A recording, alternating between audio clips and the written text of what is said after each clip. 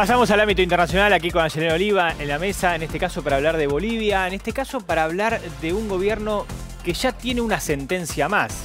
Bueno, está repleto de sentencias con el mismo sentido, el Yanine Áñez. Ayelén, buenas tardes. ¿Cómo estás? Sí, efectivamente, así es, porque el Tribunal Constitucional Plurinacional de Bolivia lo que determinó, lo que sentenció en el día de hoy es que la asunción de la senadora Yanine Áñez como presidenta interina de Bolivia, en ese momento estamos hablando del 12 de noviembre del 2019, fue inconstitucional. Así lo determinó la justicia boliviana. ¿Y por qué esto? Bueno, porque hablan de un vacío de poder. Hay un debate enorme en términos políticos y también legales y jurídicos acerca de esos 2 días, te diría, desde la renuncia de Evo Morales y después de que salió del país, ¿a quién iba a asumir ese? Tuvimos 2 días sin ninguna persona que se hacía cargo de la presidencia de Bolivia. Bueno, ¿por qué básicamente se dio todo esto? Por esa cascada de renuncias que vimos en el Congreso. Vimos que en su momento el presidente de la Cámara de Diputados, Víctor Borda,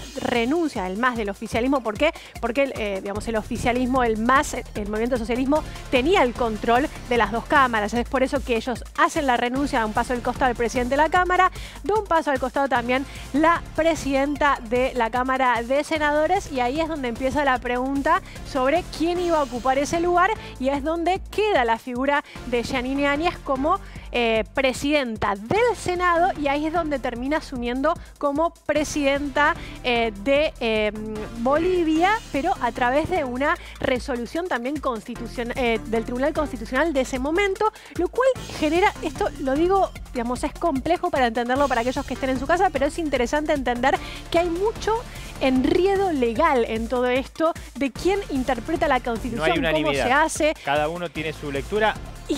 ¿O hay una lectura mayoritaria de la inconstitucionalidad? Ahora hay una lectura que al menos la dio el Poder Judicial, en este caso a través del Tribunal Constitucional, que definió que es inconstitucional. Claramente, ¿por qué? Por esto que decíamos recién, por el tema del vacío de poder. Recordemos que acá la complejidad también reside es que Yanine Áñez asumió en ese cargo sin quórum en el Senado. Claro. No tenía el respaldo de una mayoría del oficialismo, en ese momento el MAS, del Movimiento Socialismo, del partido de Evo Morales, que no fue a votar. Entonces, por eso, ya de raíz, de base, se dice, bueno, ¿por qué esa persona estuvo al frente del gobierno durante un año? Y además el tiempo también, ¿no? De que en su momento Yanine Áñez había dicho que asumía por un plazo corto para llamar a unas elecciones dentro de Bolivia. Bueno, se demoró bastante ese plazo. Recordemos que pasó todo un año, no fueron 3 meses como era digamos, las proyecciones que tenían en ese momento, sino que pasó un poco más.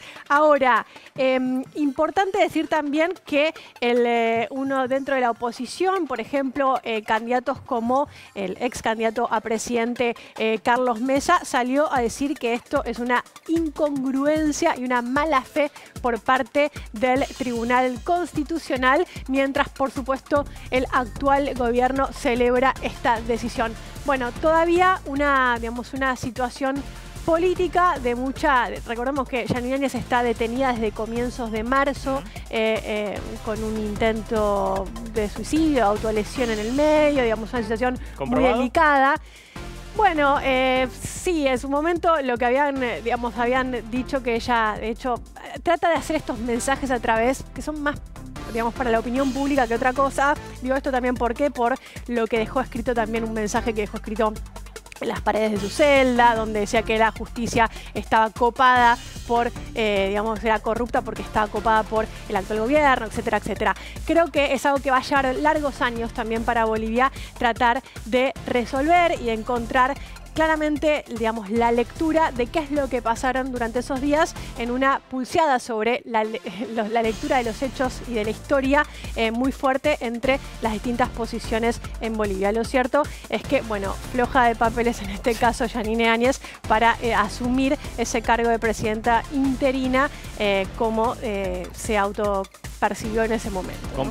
Muy completo enfoque. Ayelén, gracias.